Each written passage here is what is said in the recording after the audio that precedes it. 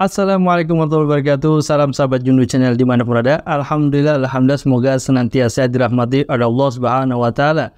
Kembali bersama Ana dari Robita yang Jundu Channel pada program kisah-kisah teladan atau kisah lainnya tentunya bermanfaat buat semua sahabat Jundu. Pada kali ini Ana akan menceritakan daripada biografi Wali Songo, tapi kali ini Ana akan membahas dari Sunan Gresik, yaitu Syekh Maulana Malik Ibrahim. Sebelum lanjut pada video ini, bantu channel ini dengan like, share, komen, dan subscribe bagi yang belum, dan nyalakan notifikasi agar tidak ketinggalan yang terupdate-nya.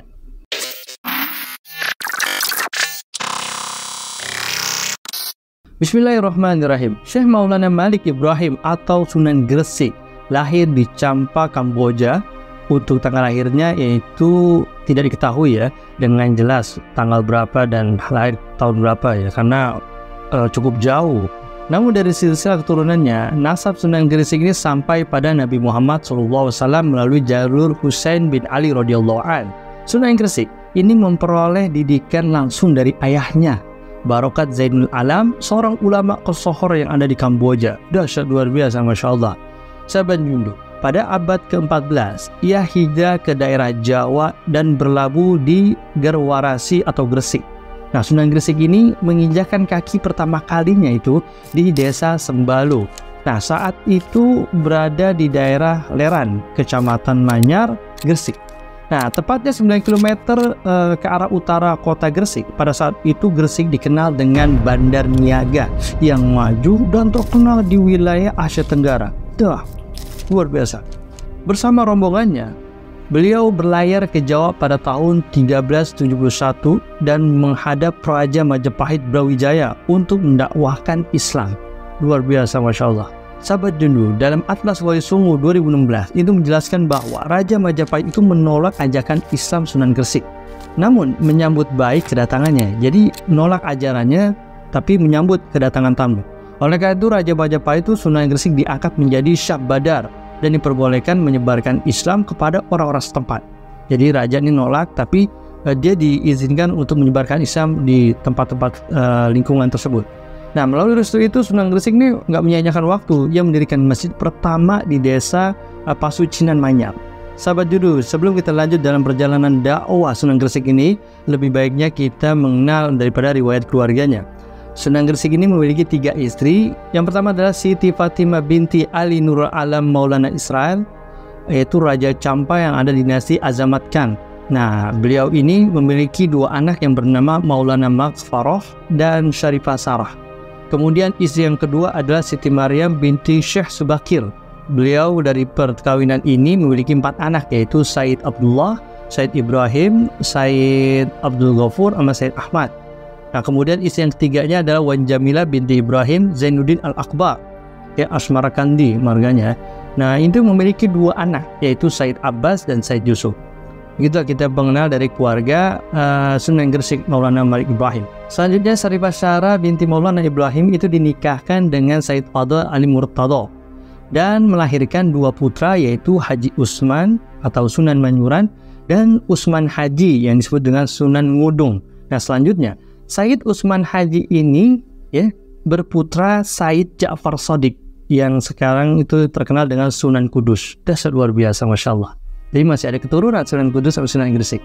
Sahabat Jundu, kalau kita bicara tentang nasab Sunan Gresik ini, nasab Sunan Gresik ini bersumber dari catatan dari As-Sayyid Bahruddin Ba'alawi Al-Husaini yang dikumpulkan catatannya itu kemudian dibukukan dalam ensiklopedia Nasab Ahlul Bait. Nasab ini luar biasa, Masya Allah, sahabat Jundu. Ini sampai kepada Nabi Muhammad SAW. Dari Sayyid Maulana Malik Ibrahim itu bin Sayyid Barakah Zainal Alam, kemudian bin Husain Jamaluddin, bin Sayyid Ahmad Jalaluddin, bin Sayyid Abdullah, kemudian di atasnya lagi, injitnya lagi ada Sayyid Abdul Malik Azamat Khan, ya, bin Sayyid Alwi Amil Faqih.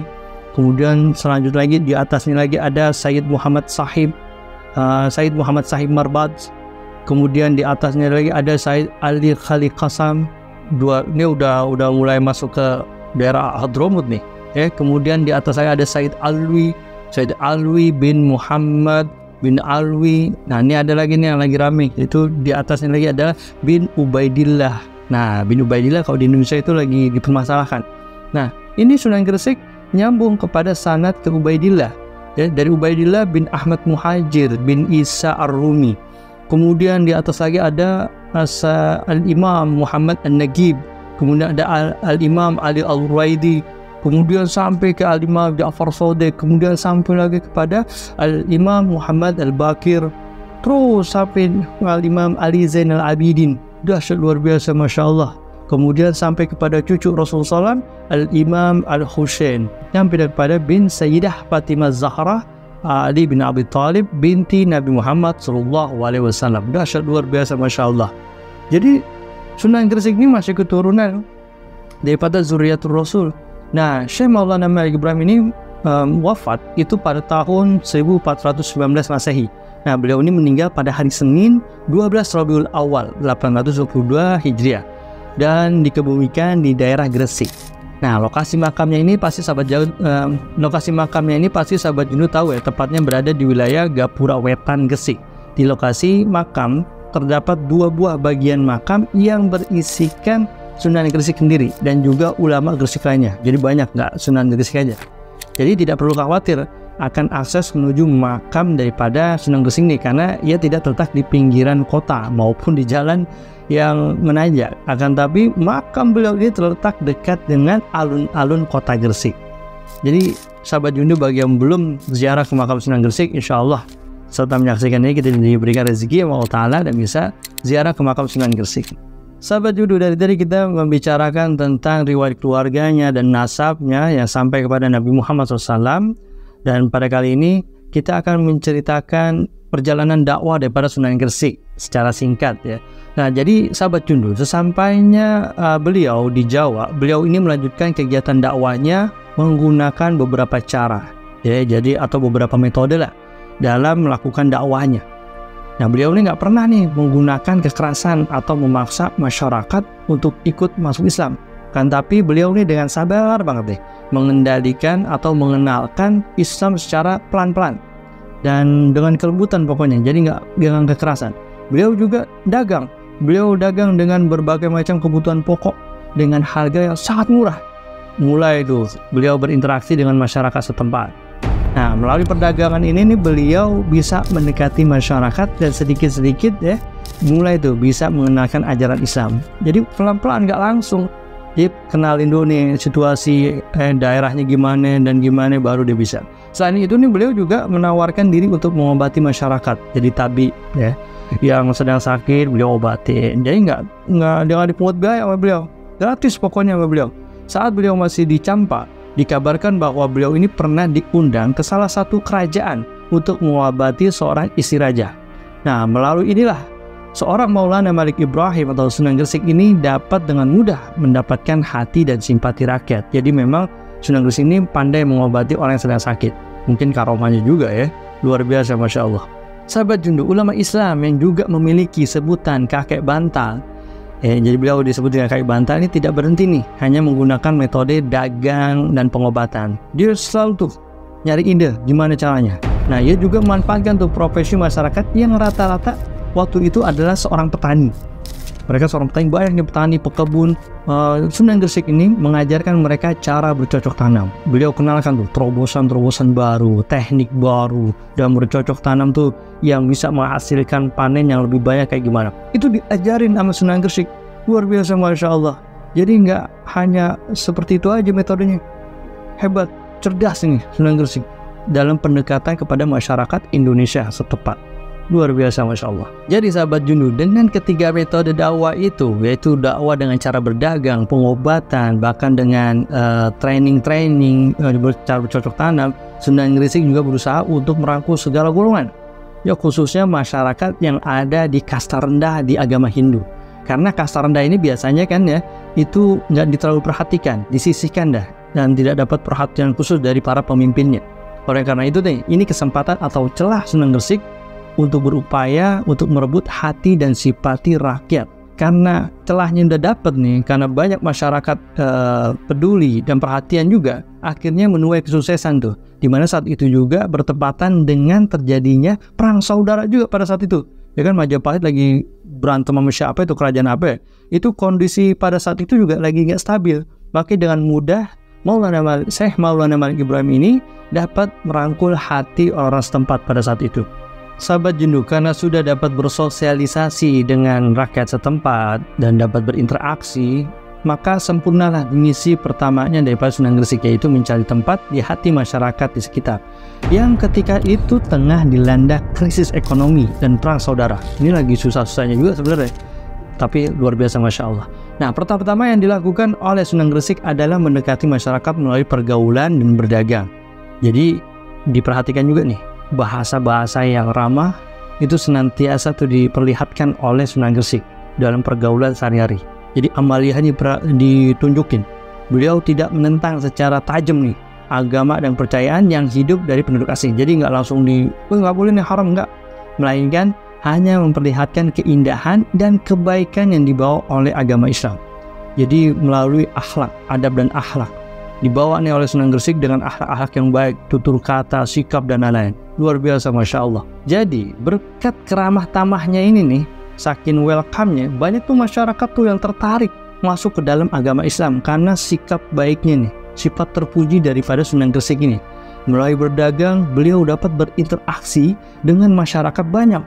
Selain itu raja dan para bangsawan tuh dapat pula tuh turut serta dalam kegiatan perdagangan tersebut sebagai pelaku jual beli. Dilihat juga, jadi menjadi perbincangan juga, viral dah bahasanya. Sunan Gresik ini orang yang sangat baik, luar biasa akhlaknya, bahasanya sopan. Pada saat itu juga orang banyak yang tidak terdidik dengan bahasa-bahasa yang kasar, tapi kedatangan Sunan Gresik ini memiliki warna yang begitu indah terhadap di tanah Jawa ini. Sahabat Jenuh, hasil dari dagangan Sunan Gresik ini ternyata dikumpulin sehingga dia memiliki kapal atau modal untuk membeli kapal, dan cukuplah Sunan Gresik ini cukup mapan di masyarakat itu.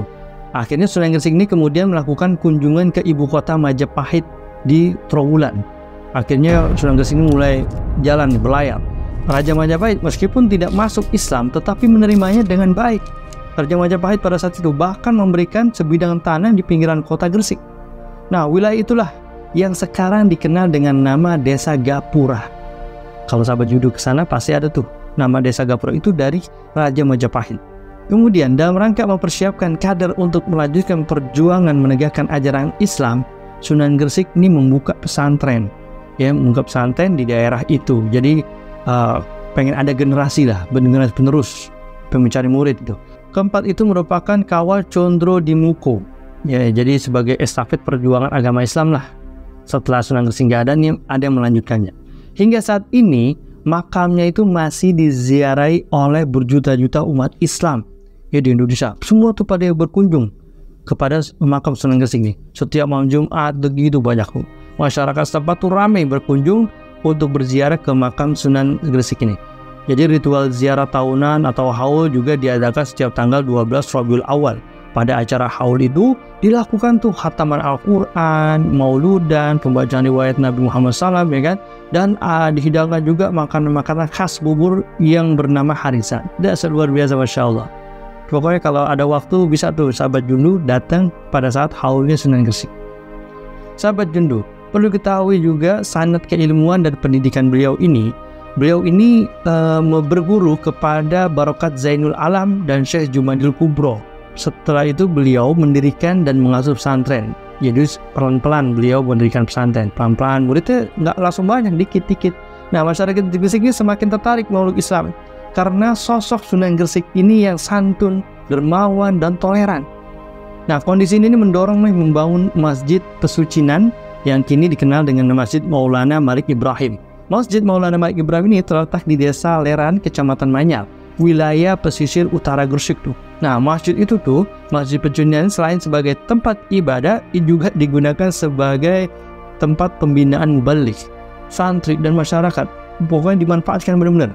Bahkan di tempat itu pula lahirnya pesantren pertama di Nusantara. Dahsyat luar biasa Masya Allah.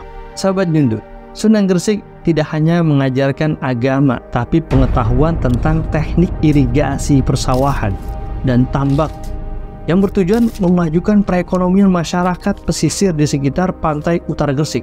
Inilah hebatnya Sunan Gresik. Jadi selain pintar agama, adabnya juga bagus, akhlaknya bagus, beliau juga memiliki kecerdasan dalam memakmurkan ekonomi. Jadi dibangunin tuh kampung, akhirnya maju, perekonomian maju, semua pada tertarik kepada Sunan Gresik, akhirnya mau masuk Islam. Luar biasa strategi dakwah beliau, metode beliau. Mungkin bisa dicontoh nih untuk kita berdakwah di zaman sekarang. Apakah masih worth it atau enggak ya cara seperti itu? Mungkin sahabat Jundu bisa menilai. Sahabat Jundu, setelah wafatnya Syekh Maulana Malik Ibrahim ini, akhirnya tongkat perjuangan ini dilanjutkan oleh anak-anak beliau. Dan ada satu murid beliau ini yang menjadi wali songo juga, yaitu Raden Paku yang menjadi Sunan Giri. Dasar luar biasa, Masya Allah. Sahabat Jundu, banyak banget nih cerita tentang karomah-karomah beliau. Salah satunya adalah menurunkan hujan saat musim kemarau yang berkepanjangan. Ini ceritanya luar biasa. Unik juga nih sahabat Jundu. Jadi pada saat mengembara di suatu tempat ya, yang sangat panas nih, daerah itu panas banget, jauh dari kerumunan banyak orang. Jadi ada orang-orang banyak lagi bikin panggung batu-batuan dah. Panggung pakai batu. Nah, di atas batu itu terdapat seorang gadis berpakaian putih yang diapit oleh 2 orang lelaki berbadan besar dan kejam dah kayaknya, bengis banget, dan memegang tangan sang gadis ini sampai sang gadis ini teriak-teriak meronta-ronta. Dan ternyata setelah diperhatikan, di situ juga ada seorang pendeta yang sedang membacakan mantranya. Jadi kayak apa ya, kuncennya lah. Nah, si pendeta ini atau kuncen ini akan memulai upacara tuh dengan memegang pisau.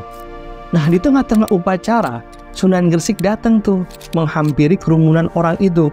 Akhirnya ditanya nih, ada tontonan apa ini? Kata Sunan Gresik. Lalu dijawab nih sama kuncennya, bahwasanya adalah upacara persembahan Tuhan. Terus Sunan Gresik nanya, kenapa gadis itu menjerit dan meronta-ronta? Kata si kuncennya jawab lagi, dialah gadis yang sebentar lagi akan dibunuh untuk dipersembahkan kepada Dewa Hujan. Jadi bikin apa ya, pesugihan atau pesugihan atau apa ya? Tumbal lah bahasanya, dibikin tumbal nih perempuan. Nah, aku Sunan Gresik nanya, ini untuk apaan? Dijawab lagi, agar mendatangkan hujan, karena daerah kami ini sudah mengalami kemarau yang berkepanjangan, sehingga ladang kami ini nggak bisa menghasilkan panen. Udah pada susah, ekonomi susah, air juga nggak ada, menderita kami. Nah, pada saat itu dikit lagi kuncen tuh akan menikam pisaunya itu ke tubuh sang gadis. Lalu Sunan Gresik ini memohon agar upacara ini dihentikan. Kedua orang laki-laki ini yang gede, yang siap membunuh perempuan ini, marah. Saking marahnya dia langsung mau nomprok Sunan Gresik, mau dihantam dah Sunan Gresik. Tapi tiba-tiba itu kakinya nggak bisa bergerak, udah kaku, kaki mereka tuh lumpuh, nggak bisa bergerak. Akhirnya digertak sama Sunan Gresik, hei kalian, tunggu, jangan dibunuh gadis itu. Sunan Gresik berkata seperti itu. Nah, orang-orang kuncennya yang sedang kayak bahasa panitia marah sebenarnya. Akhirnya Sunan Gresik dengan keberaniannya, maaf tuan-tuan semuanya, kami ingin membantu kalian, kata Sunan Gresik. Akhirnya karena gengsi ini kuncennya langsung dibentak nih Sunan Gresik. Alah, omong kosong, gak akan mungkin dapat menurunkan hujan. Kami aja udah melakukan persembahan ini sebanyak 3 kali, bahasanya begitu. Akhirnya Sunan Gresik dengan santai berkata kepada orang-orang di sekitarnya, sudah berapa korban yang kalian bunuh? Kata mereka tuh, orang-orang mengatakan ini korban yang ketiga. Kata orang-orang situ bilang, luar biasa, berarti udah ada 2 pembunuhan. Nah, ini yang mau ketiga. Terus ditanya lagi sama Sunan Gresik, apakah sudah turun hujan? Mereka semua jawab, belum tuan. Akhirnya Sunan Gresik ngomong lagi, apakah kalian ingin tetap hujan turun? Betul, mau. Kami semua pengen hujan turun. Kami sangat membutuhkan air tuan.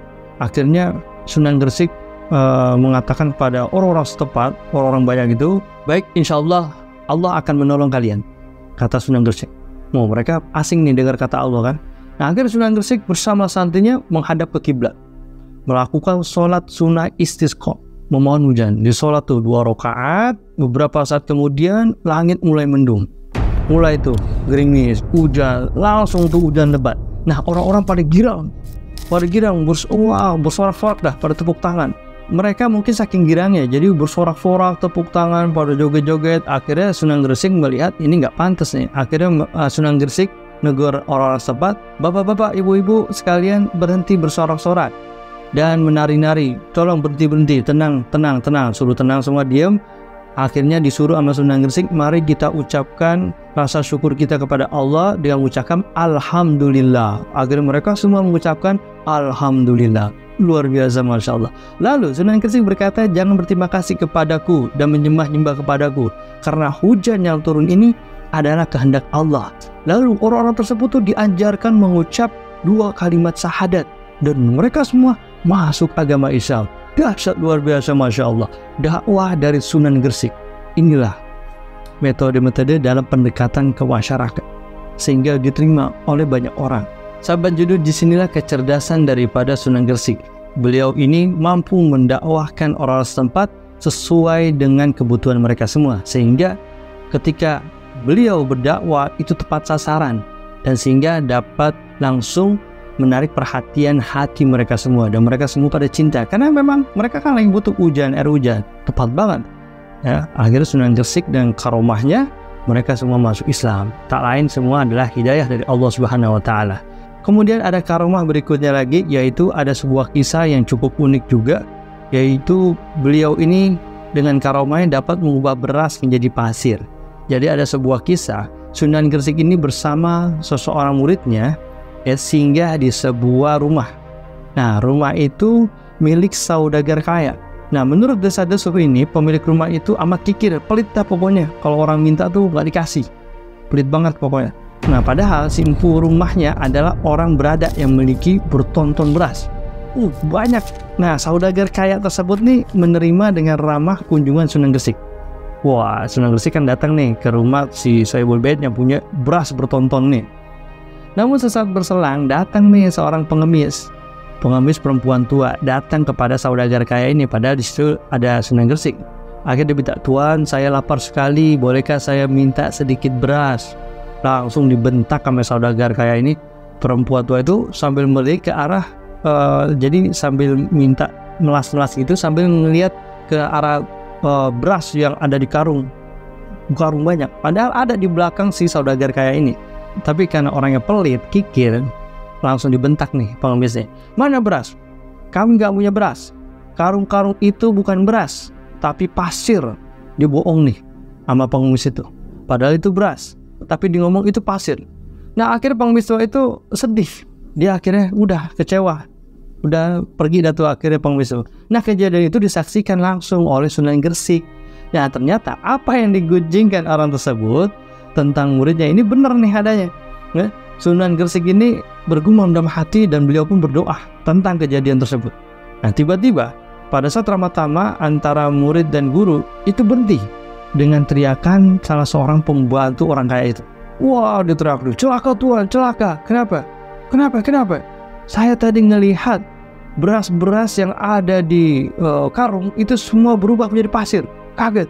Wah, masa? Kaget nih saudagar kaya itu. Akhirnya dia periksa tuh ke belakang gudang, diperiksain semua beras yang bertonton itu semua menjadi pasir. Dahsyat luar biasa, Masya Allah. Padahal disitu ada pekerjanya lagi gituin, nyiapin beras dan lain-lain. Tiba-tiba langsung dengan sekejap berubah menjadi pasir. Wah, setelah diperiksa oleh saudagar kaya ini benar, lemes deh ngeliat. Ternyata benar-benar berasnya semua menjadi pasir. Akhirnya Sunan Gresik samperin nih, dikata, "Bukankah engkau sendiri yang mengatakan bahwa beras yang kau miliki itu adalah pasir? Kenapa kau sekarang menangis? Kenapa sedih?" Langsung saudagar kaya itu tahu, minta maaf kepada Sunan Gresik. "Saya minta maaf wahai Sunan, saya ngaku salah, saya berdosa." Akhirnya saudagar kaya ini bersimpuh tuh di kaki Sunan Gresik minta maaf. Akhirnya kata Sunan Gresik, "Jangan minta maaf kepada Anda, minta maaflah kepada Allah dan pengemis." Minta maaf sama Allah Ta'ala, minta maaf pada pengemis tadi. Kepada mereka lah permintaan maaf pun seharusnya kau lakukan, kata Sunan Gresik. Nyesal saudara. Habis itu jadi orang miskin deh. Segitu banyak itu beras yang bertonton, yang ditaruh di dalam gudang, dalam rumah yang belum kamar semua, itu berubah jadi pasir. Udah habis. Penyesalan yang dalam itu langsung menyergap tuh orang kaya itu. Dalam hati ia mengutuk diri sendiri. Wah, dia kesel banget dah yang telah berbuat kezaliman. Kepada Sunan Gresik dia berjanji akan mengubah semua perbuatannya. Akhirnya Sunan Gresik kembali berdoa dan dengan izin Allah Subhanahu wa taala, beras yang telah berubah menjadi pasir itu jadi beras lagi. Luar biasa, masalah. Tadi pasir berubah jadi beras lagi. Karena kekuatan yang berasal dari Allah Subhanahu wa taala ini memungkinkan kejadian tersebut. Gak ada mustahil bagi Allah Ta'ala. Inilah karoman daripada Sunan Gresik. Dan akhirnya setelah kejadian itu dan benar-benar saudagar kaya ini yang diberi pelajaran oleh Sunan Gresik ini benar-benar memegang janjinya. dan dia mulai menjadi orang yang sangat dermawan. Tak pernah lagi dia nolak pengemis yang datang. Luar biasa, Masya Allah. Jadi orang baik gara-gara kejadian tersebut. Luar biasa, Masya Allah, sahabat Jundu. Sahabat Jundu, mungkin ini aja yang bisa Anda sampaikan pada kisah atau biografi Sunan Gresik Syekh Maulana Malik Ibrahim. Sebenarnya masih panjang kisah-kisah beliau dan masih banyak keistimewaan beliau dan karamah-karamah beliau ini. Mungkin di episode lain Anda bisa menyampaikan lagi kisah daripada Sunan Gresik dan atau sunan-sunan lainnya atau Wali Songo, karena udah dibahas ada Sunan Kalijaga, udah pernah dibahas Syekh Siti Jenar. Insya Allah akan kita bahas juga nih sunan yang kita belum. Pokoknya 9 Wali Songo ini kita akan bahas semuanya. Tetap pantengin Jundu Channel ini ya. Bantu channel ini dengan like, share, komen, dan subscribe bagi dan nyalakan notifikasi agar tidak ketinggalan yang terupdate-nya. Dan insya Allah akan menambah wawasan sahabat Jundu semua dan dapat mengambil hikmah apa yang Anda sampaikan ini. Mungkin ini aja. Ana Derobis, salam Jundu Channel. Assalamualaikum warahmatullahi wabarakatuh.